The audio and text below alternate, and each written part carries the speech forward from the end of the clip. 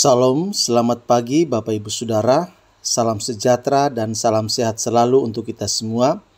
Berjumpa kembali dengan saya Yohanes Ratu Eda di channel kita bersama, channel Pendeta Yohanes RE. Apa kabar Bapak Ibu Saudara di pagi hari ini? Doa dan harapan saya kiranya Bapak Ibu Saudara dalam keadaan sehat, tetap semangat, dan apapun yang terjadi dalam kehidupan kita, biarlah kita belajar untuk mengucap syukur kepada Tuhan, karena kita tahu bahwa Tuhan tidak pernah meninggalkan dan melupakan karya tangannya. Amin. Bapak Ibu Saudara, pada kesempatan pagi hari ini saya akan menyampaikan kebenaran firman Tuhan untuk kita semua. Namun sebelumnya mari kita berdoa terlebih dahulu, mohon pimpinan Tuhan. Kita berdoa. Bapa Surgawi, terima kasih untuk pertolongan-Mu kepada kami. Sepanjang malam kami boleh beristirahat dengan baik ya Tuhan. Dan oleh kemurahan-Mu kami boleh bangun di pagi ini dalam tubuh yang segar, kekuatan yang baru, nafas hidup yang Tuhan berikan bagi kami. Kami mengucap syukur untuk kesempatan-kesempatan baru yang Tuhan berikan bagi kami untuk mengabdi, untuk bekerja, untuk melayani, untuk menikmati segala kasih dan kebaikan-Mu dalam hidup kami. Terima kasih Tuhan, kami menyerahkan diri kami kepada Tuhan untuk mendengarkan kebenaran firman-Mu pada pagi hari ini. Tuhan tolong kami supaya firman Tuhan boleh menjadi rema bagi kami. Berkati hamba-Mu, berkati juga umat Tuhan yang mendengarkannya. Dalam nama Tuhan Yesus kami berdoa. Amin. Bapak Ibu Saudara yang dikasihi oleh Tuhan Yesus Kristus, topik saya pada kesempatan pagi hari ini ialah tentang belajar dari cara Daud menyelesaikan dosanya. Belajar dari cara Daud menyelesaikan dosanya. Bapak Ibu Saudara, menurut perspektif Allah pasca Adam dan Hawa jatuh ke dalam dosa, maka semua keturunannya menjadi orang berdosa atau menjadi pendosa. Daud, saya dan juga Anda, kita semua adalah keturunan dari Adam dan Hawa. Sebagai keturunan dari Adam dan Hawa, maka kita mewarisi dan berpotensi untuk berbuat dosa. Bapak Ibu Saudara, Daud adalah seorang pendosa yang telah melakukan perbuatan berdosa. Dosa yang dilakukan oleh Daud ialah berzinah dengan istri Uria, yaitu Batseba, dan membunuh suaminya, yaitu Uria. Hal ini bisa kita temukan dalam 2 Samuel pasal 11 ayat 1 sampai ayat yang ke-27. Allah mengutus Nabi Nathan untuk menyingkapkan dosa yang telah diperbuat oleh Daud. Dengan rendah hati, Daud menyadari perbuatannya dan secara jujur serta tulus hati mengakuinya kepada Tuhan sehingga Tuhan mengampuni dosanya. Bisa kita baca dalam 2 Samuel pasal 12 ayat yang ke-13. Bapak Ibu Saudara, Daud dalam pimpinan Roh Kudus menulis Mazmur 51 ayat 1 sampai ayat yang ke-21 yang kita kenal sebagai Mazmur pengakuan dosa Daud. Isi dari Mazmur 51 mengisahkan tentang hidup pribadi dari Daud dengan semua keberdosaan, kejahatan yang dilakukannya.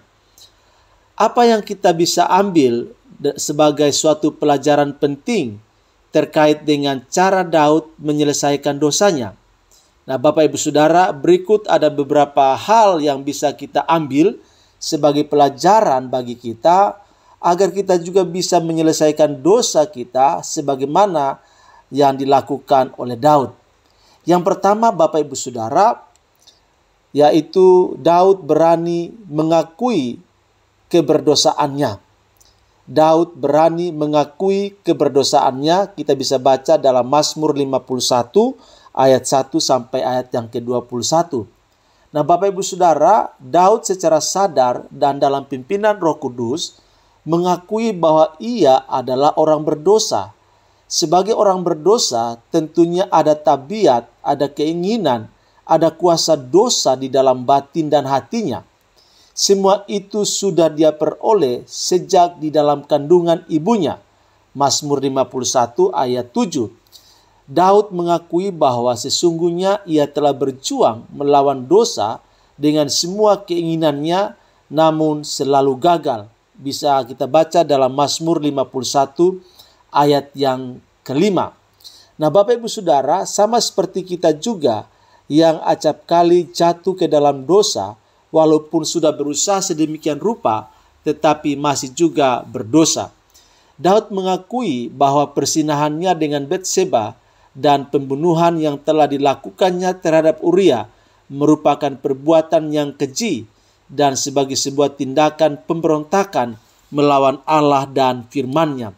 Kita bisa baca dalam Mazmur 51 ayat yang ke-6. Bagaimana dengan kita, Bapak Ibu Saudara? Beranikah kita dengan terbuka atau transparan, jujur dan dengan rendah hati mengakui keberdosaan dan semua perbuatan jahat yang telah kita lakukan di hadapan Tuhan dan juga kepada sesama? Daud telah memberikan teladan kepada kita. Biarlah kita oleh dorongan Roh Kudus dapat melakukan seperti yang telah dilakukan oleh Daud, yaitu berani mengakui keberdosaannya. Kemudian yang kedua, Bapak Ibu Saudara, berani menyatakan akibat dari dosanya.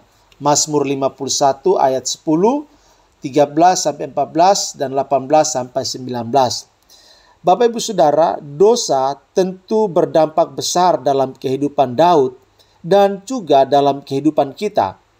Nah, berikut beberapa dampak dari dosa di dalam kehidupan Daud dan tentunya juga di dalam kehidupan kita, yaitu pertama, dosa menyebabkan hilangnya sukacita abadi dari Tuhan dalam hidup.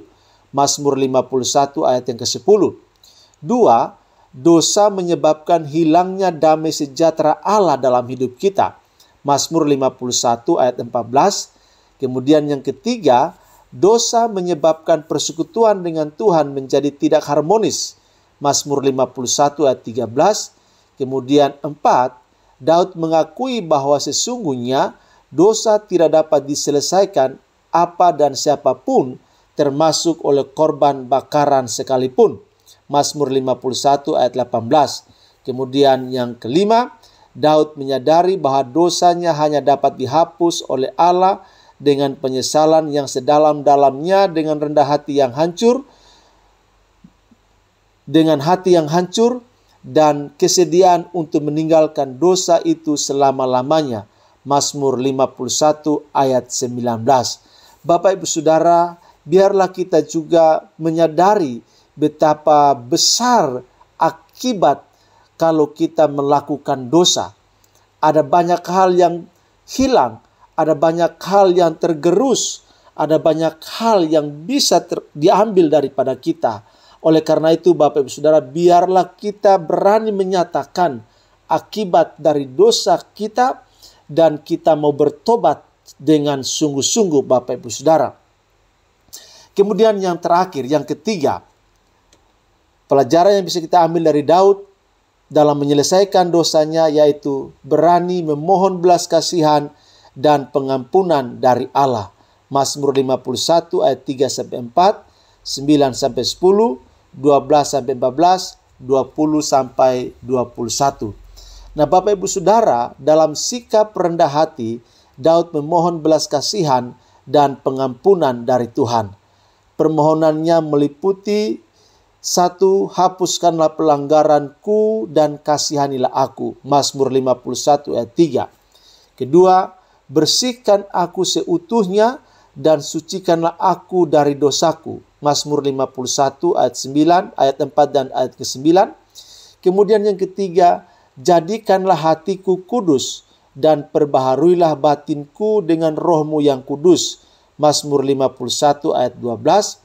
Kemudian yang keempat, jangan ambil rohmu daripadaku. Mazmur 51 ayat ke-13. Kemudian yang kelima, lengkapi aku dengan rohmu yang kudus. Mazmur 51 ayat 14. Kemudian yang keenam, berilah saya damai sukacita yang datang dari rohmu yang kudus. Mazmur 51 ayat yang ke-10. Dan yang ketujuh, berkatilah umatmu. Mazmur 51 ayat 20 sampai 21. Nah, Bapak Ibu Saudara, biarlah kita juga seperti Daud yang dengan rendah hati penuh keberanian iman untuk datang kepada Tuhan dan memohon belas kasihan serta pengampunan daripada Allah atas dosa dan kejahatan kita, Bapak Ibu Saudara. Dan biarlah kita juga boleh belajar untuk melakukan apa yang dilakukan oleh Daud dalam upaya dia menyelesaikan dosanya di hadapan Tuhan dan di hadapan manusia. Kiranya kebenaran firman Tuhan ini boleh menjadi pelajaran berharga bagi kita, menjadi rema dan menjadi pola untuk menuntun kita supaya hari lepas hari kita terus membenahi dan memperbaiki diri kita dengan 3 hal yang kita bisa ambil dari Raja Daud, yaitu berani mengakui keberdosaannya, berani menyatakan akibat dari dosanya, dan berani memohon belas kasihan dan pengampunan dari Allah. Tuhan memberkati kita. Amin. Mari kita berdoa. Bapa di sorga, terima kasih untuk kebenaran firman-Mu di pagi ini yang begitu indah buat kami, menyadarkan dan mengingatkan kami ada pelajaran penting yang bisa kami ambil dari tokoh Daud dalam firman Tuhan. Biarlah Tuhan tolong kami supaya kami juga punya sikap hati, sikap hidup seperti yang telah ditinggalkan oleh Raja Daud untuk kami aplikasikan dalam kehidupan kami setiap hari, secara khusus dalam menyelesaikan pelanggaran, dosa, dan kejahatan yang kami lakukan kepada Tuhan dan juga kepada sesama kami. Terima kasih Tuhan, jadikan kami pribadi yang terus diperbaharui, diproses untuk menjadi lebih baik, dan lebih baik untuk menyenangkan Tuhan dan menjadi berkat bagi sesama kami.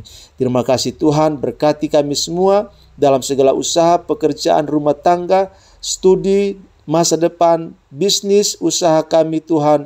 Engkau berkati, buatlah semuanya berhasil, beruntung, dan ajar kami untuk selalu menghormati Engkau dalam segala berkat yang Engkau berikan kepada kami. Terima kasih Tuhan, pimpin kami di sepanjang hari ini. Dalam nama Tuhan Yesus kami berdoa dan bersyukur. Haleluya. Amin.